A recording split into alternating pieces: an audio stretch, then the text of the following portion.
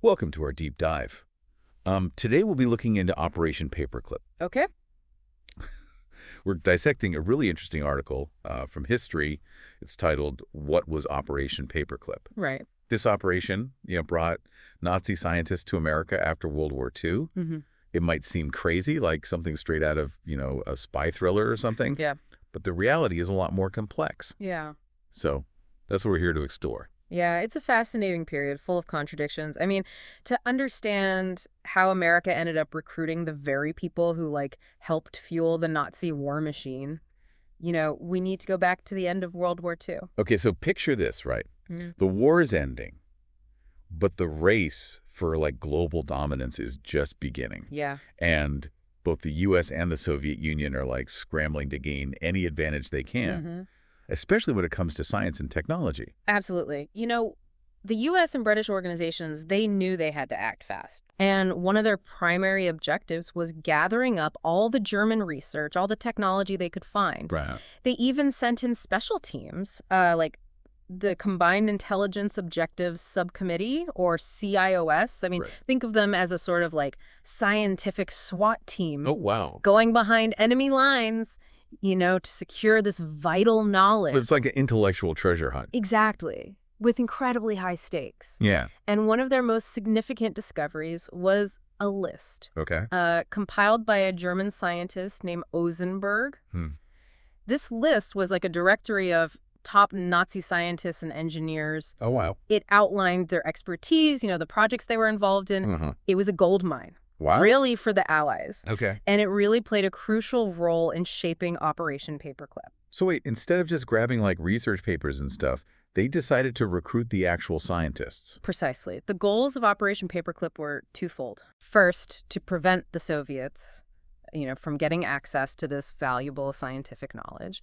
And second, to utilize that knowledge to bolster American, scientific and military capabilities, particularly in things like rocketry and aerospace, which were pretty new then. I can see how the potential benefits, especially in the context of the Cold War, might have seemed really enticing, but wasn't there a ton of controversy surrounding the idea of welcoming former Nazi scientists into the U.S.? Absolutely. I mean, the idea of offering a safe haven to people who had potentially, been complicit in the atrocities of the Nazi regime Yeah. sparked a lot of debate. Right. And to make things even more complicated, President Truman explicitly prohibited the recruitment of Nazi party members. Oh, wow. So there was this real tension there. Yeah, so how do they reconcile these conflicting objectives? We're Oh. trying to secure this scientific expertise, but also navigating this ethical minefield of their past. Well, that's where things get particularly interesting. The agency in charge of Operation Paperclip, Okay. the Joint Intelligence Objectives Agency, or JIOA, Mhm. they kind of employed a tactic that has been, the subject of a lot of scrutiny. Okay. They essentially sanitized the records of many of these scientists. Oh, wow. So they were basically downplaying or erasing evidence of their involvement with the Nazi regime. In many cases, yes. Wow. The JIOA would often go to great lengths to minimize or completely omit details about these scientists' past, particularly if they were involved in war crimes or had close ties to the Nazi Party. Yeah. And this, sanitized information was then used to kind of circumvent Truman's order and justify their recruitment. So it sounds like a very calculated decision. Yes. Driven by the belief that the potential gains outweighed the moral costs. That's a really key point. Yeah. It was a classic case of the ends justify the means. And it's a theme that we'll see repeatedly as we go through the story of Operation Paperclip. As we delve into the specific contributions of these scientists and the legacy of this controversial program. Speaking of specific contributions, Yeah. it's impossible to talk about Operation Paperclip without talking about Wernher von Braun. Right. He's almost synonymous with this whole operation, isn't he? He's definitely one of the most well-known figures associated with Operation Paperclip, Yeah. largely because of his achievements later in the American space program. Right.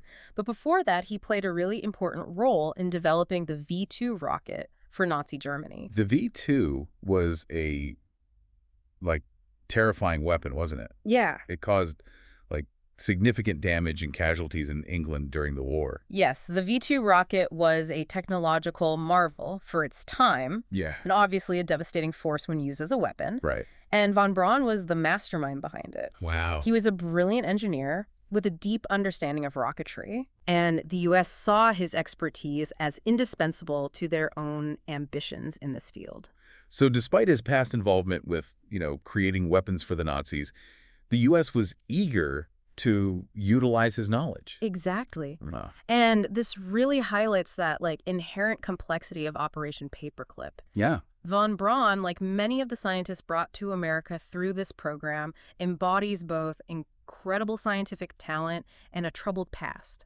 It must have been such a strange transition for him, going from developing weapons for a regime that the U.S. had just defeated to working for the U.S. military. It was undoubtedly a jarring shift. Yeah. He went from leading a team in Nazi Germany to working alongside, American scientists and engineers at places like Fort Bliss in Texas and White Sands Proving Grounds in New Mexico. Wow. Yeah. And yet, despite this, controversial start, he ultimately became, a key figure in the U.S. space program. He did. In fact, he went on to head NASA's Marshall Space Flight Center. Wow. And was instrumental in the development of the Saturn V rocket, the very vehicle that launched the Apollo missions to the moon. It's an incredible trajectory, but it definitely raises questions about the nature of progress, ambition and accountability. How do we reconcile the scientific achievements of individuals like von Braun with their past? Right. And what does it say about the choices made by the U.S. government during this really pivotal period? Those are precisely the questions we'll be grappling with as we continue our deep dive into Operation Paperclip. It's a story that goes beyond, simple good versus evil. It forces us to confront uncomfortable truths about the compromises made in the name of national security and the enduring ethical dilemmas that arise, when scientific advancement intersects with political expediency. So we've been talking about Wernher von Braun and his work on the V-2 rocket, for the Nazis, which was then used for the U.S. space program. Right. And it really makes you think about the complexities of judging someone's whole life based on a specific period, especially when it involves something as awful as Nazi Germany. It's a valid point. And a lot of these scientists, despite their past affiliations, really did contribute a lot to American progress. I mean, in various fields, not just rocketry. So beyond, space exploration, what were some of the other areas where these Operation Paperclip scientists made an impact? Well, their expertise, extended to a pretty surprising range of disciplines. Okay. For example, aerodynamic research that was brought over through Operation Paperclip played a role in the development of supersonic aircraft. Oh, wow. Which was, critical during the Cold War. Yeah, that makes sense. The U.S. was in that constant race with the Soviets to kind of push the boundaries of aviation technology. Precisely. And it wasn't just about military applications either. Right. Some of these scientists recruited through Operation Paperclip ended up contributing to advancements in medicine, chemistry, even agriculture. So their knowledge really had this ripple effect across multiple sectors of American society. Absolutely. And it's important, to acknowledge those tangible, positive outcomes that resulted from their work. Yeah. However, that doesn't erase the ethical concerns surrounding, how they were recruited. Right. Because their contributions, they don't erase their past involvement in activities that were, at best, ethically questionable and at worst, outright criminal. Exactly. A lot of these scientists were involved in projects during their time in Nazi Germany. Right. That ranged from developing advanced weaponry to participating in really horrific medical experiments on prisoners in concentration camps. It's a chilling reminder that scientific brilliance, doesn't necessarily equal moral integrity. Right. So how did the U.S. government really grapple with this contradiction?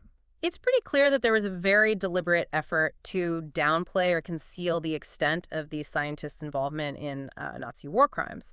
As I mentioned before, the JIOA would often sanitize their records, Right. presenting, a much more palatable version of their past to justify bringing them over here. But how was this possible? Didn't anyone raise concerns about the risks of bringing these people into the U.S.? There were definitely some dissenting voices within the government. Individuals who argued that welcoming former Nazi scientists, no matter how much expertise they had sent the wrong message. Right. And could have, really serious long-term consequences. So there was internal debate about the ethics of Operation Paperclip, like even as it was happening. Yes, but in the end, the people who supported the operation, they won out. Okay. Their arguments usually focused on, the threat from the Soviet Union and the need to secure every possible advantage in the, escalating Cold War. It sounds like a classic case of pragmatism, kind of trumping ethical considerations. The fear of falling behind in the Cold War arms race seemed to outweigh the moral implications of, collaborating with people who had been part of a regime responsible for unimaginable atrocities. Yeah, that's a crucial point. The anxieties of the Cold War really created a context where ethical boundaries were blurred. Right. The U.S. government, driven by this desire to maintain its global dominance, was willing to make compromises that, under normal circumstances, would have been unthinkable. And these compromises, they went beyond just sanitizing records, right? Didn't the U.S. government, actively help some of these scientists avoid being held accountable for their actions? Yes, there were definitely cases where the U.S. government stepped in to Wow. prevent some of these scientists from facing trial for war crimes. Wow. In some cases, they were even given, new identities and shielded from investigations. It's a startling revelation. So not only were they given a safe haven in the U.S., but they were also sometimes protected from facing justice for their actions during the war. That's correct. And this, aspect of Operation Paperclip has been the subject of a lot of criticism and debate Yeah. because it raises some really profound questions about accountability, justice, and the limits of national security interests.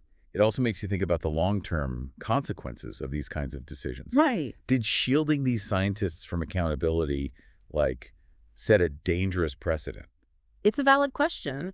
Critics argue that it basically sent the message that individuals with valuable skills could escape punishment for even the most horrific crimes if their knowledge was seen as beneficial to national interests. Yeah, it seems like a slippery slope. Yeah. But at the time, these actions were probably justified as, necessary measures to protect American interests in a really volatile, global landscape. That was definitely the prevailing sentiment at the time. The Cold War was a period of intense paranoia and fear, and the U.S. government was under immense pressure to secure every possible advantage. Right, yeah. But looking back, it's clear that these decisions, made in the name of national security, had some really far-reaching ethical implications. Yeah, it's a reminder that even in times of crisis, it's super important to really carefully consider the consequences of our actions, even those taken with good intentions. We can't just ignore moral considerations in the pursuit of, progress or power. Precisely. The story of Operation Paperclip is a stark reminder that scientific advancements, no matter how groundbreaking, can't be separated from the ethical context in which they occur. The pursuit of knowledge and technological prowess, must always be tempered by a commitment to justice, accountability, and the recognition of our shared humanity. It's crazy to think that decisions made during the Cold War, like bringing those scientists over, still affect us today. Oh, absolutely. Yeah. The legacy of Operation Paperclip goes way beyond just the Cold War. It's like a cautionary tale. And we can use it to examine, contemporary issues, especially ones that share those same ethical complexities. So you're saying, this deep dive isn't just about the past, it's also about, dealing with the ethical challenges of now and the future. Exactly. For example, think about the advancements in AI, especially with, those autonomous weapon systems. There's a lot of concern about the consequences of, machines making life or death decisions on the battlefield. Right. Who is responsible if an AI-controlled weapon, malfunctions? Or it makes a decision that results in, unintended casualties. It's like a modern version of, the Operation Paperclip dilemma. Right. We have to weigh the benefits of this really advanced technology against the moral responsibility, for what can happen. Exactly. Operation Paperclip makes us ask these, really tough questions. How far are we willing to go for scientific progress or national security? Are there any lines we just shouldn't cross, even if it means, falling behind our rivals? These questions are even more important now because technology is changing so fast. Right. It seems like there are always new ethical problems that need to be, carefully considered. That's true. And it really shows how important it is to have open and honest conversations about the ethical implications of these advancements. I mean, we need to encourage critical thinking and awareness, not just within the scientific community, but like everyone. But how do we make sure these conversations happen? Like in Operation Paperclip, so much of it was secret. Yeah. The public had no idea what was going on. Right. So how can we avoid that lack of transparency today? Transparency is key. Yeah. We need to encourage, open access to information about scientific research and what it can be used for. Of course, while also protecting things like national security. Right. Things like independent oversight, ethical review boards can help make sure research is done responsibly and that any potential risks are, thought about carefully. So it seems like we've learned something from past mistakes. Yeah. We understand the need for ethical rules and oversight, especially with these big scientific advances that could have huge consequences. We've definitely made progress. Yeah. But there are still challenges. As technology keeps evolving, I mean, we'll run into new ethical dilemmas. Yeah. And they'll test, our values and our commitment to responsible innovation. Operation Paperclip reminds us that progress should never come at the expense of, our humanity. It's been really eye-opening exploring Operation Paperclip.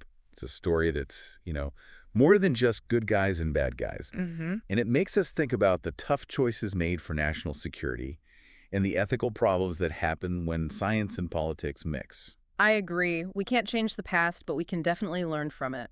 By understanding Operation Paperclip, I think we can be better prepared to handle the ethical challenges we face now and work towards a future where scientific progress is guided by, wisdom, compassion, and respect for human dignity. Thanks for joining us on this deep dive into Operation Paperclip. We hope you keep thinking about this complex part of history and what it means for the choices we make today.